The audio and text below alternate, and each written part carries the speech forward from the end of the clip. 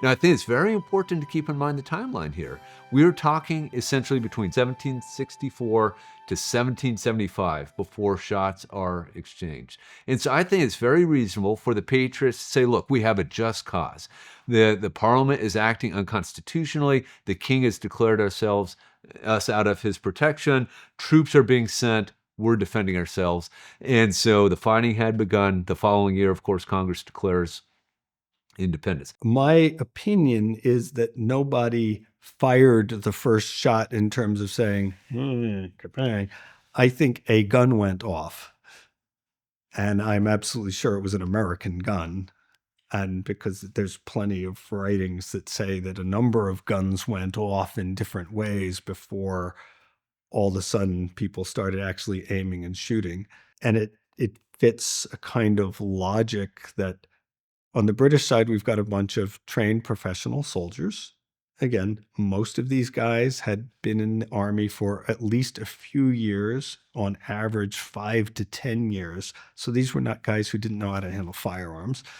Some of them did have combat experience, not many, but they certainly had a lot of discipline. They had been training very hard for 4 months before this event. They'd been practicing firing weapons with live ammunition every couple of weeks. Every single soldier had been out roughly every 2 weeks for 4 months practicing live fire. So the British soldiers knew how to handle their weapons very well.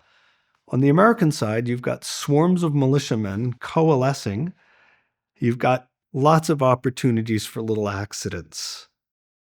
Flintlock weapons, you pull back a hammer that has a flint in it and it strikes a steel and you pour a little gunpowder in. Well, this piece of flint has to strike the steel and make a spark. So sometimes there's a way you test that with no gunpowder. You just pull it and see that it makes a spark.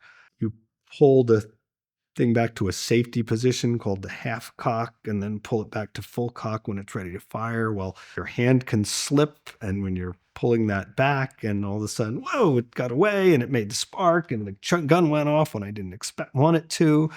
I test the piece to be sure the barrel's clear by just putting priming powder in and seeing that goes off.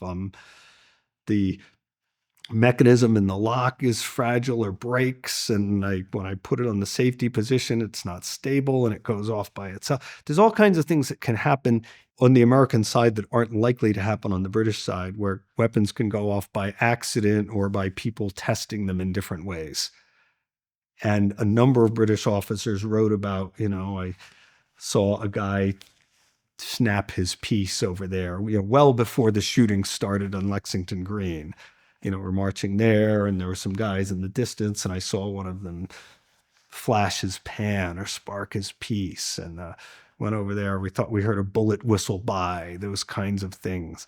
When they finally got on Lexington Green and there's an actual formation of militiamen, there's also people all over, some of them with guns, some behind that wall over there and near that building and looking out that window. And one of the most repeated accounts is of a guy fired a gun from behind that wall over there. Well, did he fire the gun in anger, or was he testing the piece, or did he just bump it on the wall and it went off? We don't know.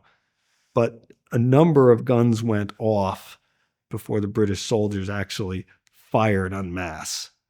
And I have almost no doubt that they were American guns that went off.